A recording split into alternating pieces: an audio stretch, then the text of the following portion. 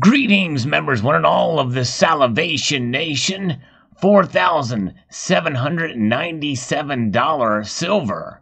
The debt clock squeezing life out of the dollar. Let's explore.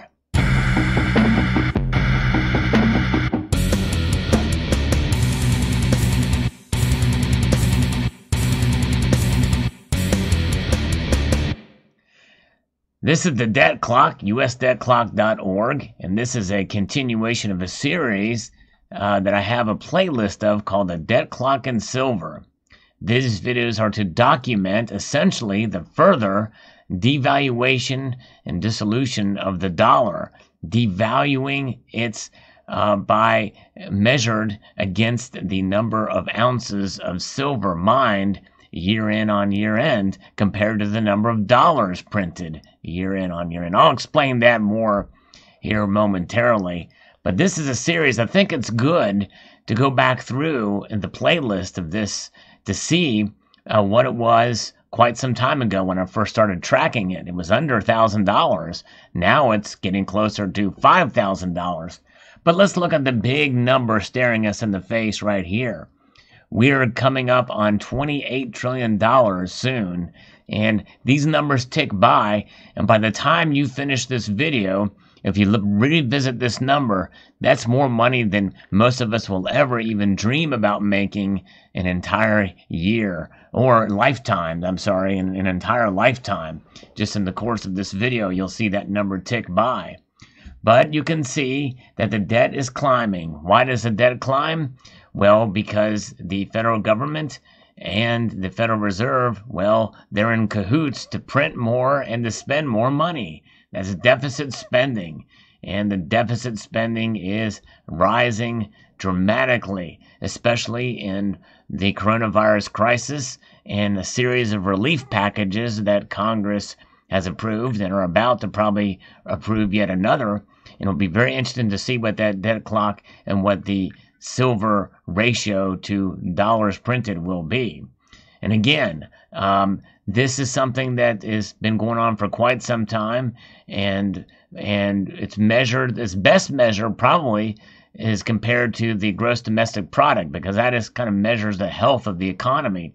It is that number that tells you whether or not we are in a recession or not. If it gets below a certain number, well, that means we are in a recession if it happens for 3 different quarters. And look to the federal debt to GDP ratio. We can see that it has, in the past, where it has been. In 1960, it was at 53.28%. 1980, it was at 34.5%. In 2000, it was at 59.31%. Now, it's at 130.8%. Wow. It would have been very interesting to see what it would have been during World War II. Likely close to where it is now, but my guess is this has above and beyond that. And certainly the economy has been affected greatly for the coronavirus, but spending is out of control at this point. And likely it's not going to go down considering the political situation we find ourselves in. So that being said, we are in a dramatic increase in debt and deficit spending. And when you outlie it compared to the average, to the per citizen of the United States, that's almost $85,000 per citizen. And when you equate that out to the taxpayers, it's that's more than most people's mortgages for the debt per taxpayer, $222,191. Let's look here and see where we're at. And this is where the tail of the tape is. It is silver's debt to the number of ounces of silver compared to the dollars printed. That's what that means, at $4,797 there per ounce. So what does that measure? When you look at the explanation here, the year-over-year increase in the U.S. M2 money supply, which is a congregation of all the dollars printed and digitized out there, divided by the yearly world production of silver in ounces. So they're printing on a ratio an increasing amount of dollars per the amount of silver that's mined per year. And there's a lot of silver mined per year. Silver's increase since 1900 has been pretty substantial, but nothing can keep up with what the federal government is doing with its digitization and its printing of $1 bills. So there's 4,797 of those per every ounce of silver mined. That is not what the price of silver is or should be. I think this is a much more powerful way to explain and to show that you can't print silver. You can mine it, and you can try to do so in an economically feasible manner, and they are, to be able to get more of it out of the ground. But there is only so much of that you can do. But they can print money like it's going out of style. And not that it really should have ever been in style to just print money ad hoc, but this is what they're doing. And so when that money is printed, it is diluting the value of that dollar, hence the inflation and the fear of hyperinflation that could come if we see a recovery of the economy after we get through the pandemic. But even before the pandemic, our economy was in trouble, especially with everything that's going on with the housing market and everything. And we're seeing a lot of the same types of things that were happening and brought us to the previous financial crisis. Now, this time, some fear it could be even worse. And what does worse mean? Worse means potential depression. And so that is the fear. And we'll see how it plays out. But it is certainly something to take into account and consider where we are at in this day and age. That before the coronavirus hit, people were concerned. There was a lot of what are referred to as repurchase agreements that the Federal Reserve was doing between banks lending on a daily basis. That was a real concern. That was the big news before the coronavirus hit. Now all bets are off the table with spending and deficits and where they're at now. And then we have that and what the government is doing, and then we saw this short squeeze on silver.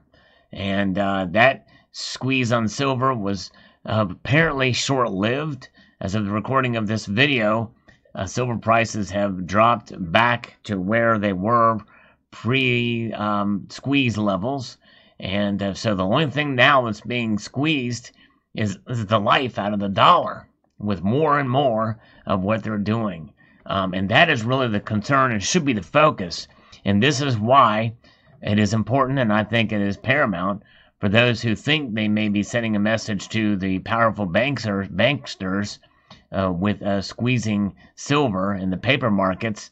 Maybe you should stack it in the physical to send a stronger message of protecting yourself and preserving your wealth in the long term with silver.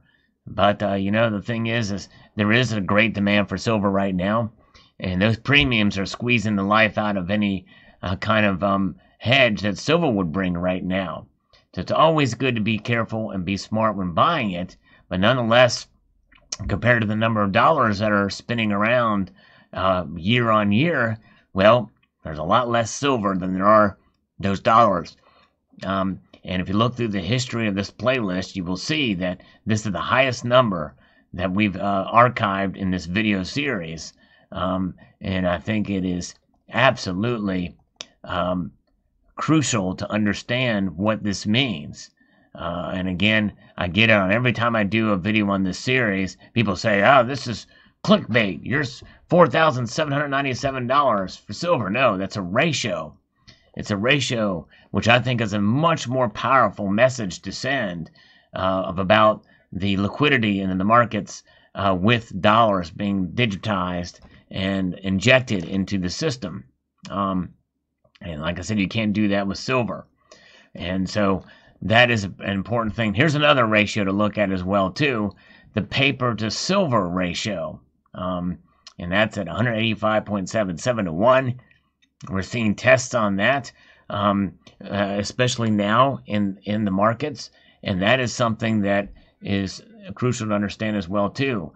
That's what they calculate to be, that 185.77 to 1 is that measure of paper contracts for every physical ounce of silver out there.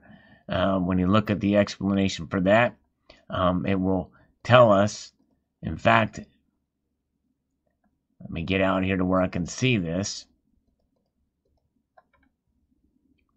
It is the number of paper silver ounces traded on the major world silver exchanges divided by the actual world production of silver. But that'll never be tested. You have to have so much money in the markets to even be eligible to cash out. And by the time you add fees to it to be able to do it, it's not worth your while. You might as well get the cash. Go buy your own silver, physical silver, if you're going to do that. I think it's $100,000 or something to that effect. But people don't get into the paper silver markets, the exchange traded funds, to stack. They do it to park their money somewhere else as a diversification tool within the stock market. And there's futures and everything that are tied as well to that, as well, and mining stocks that are considered as well. So very interesting indeed, for sure. And that's where the markets are. That's where the dollars that are printed out compared to the amount of physical silver ounces. And this update video for the Debt Clock Silver Series. So let me know your thoughts below. I think it sends a powerful message for those who are considering stacking silver. This is a pretty strong argument, I would say, to be able to free yourself from the system. But when you do it, understand the premiums when you buy the physical are very high right now as of the recording of this video, which means that if there are bargains to be found, you got to really shop around to be able to procure them. Or just wait until the market stabilizes and then make your purchases. So there you have it. I hope you enjoyed this video. I'd like to extend a multitude of gratitude to you all for taking the time to watch, and encourage you to please rate, share, comment, and subscribe.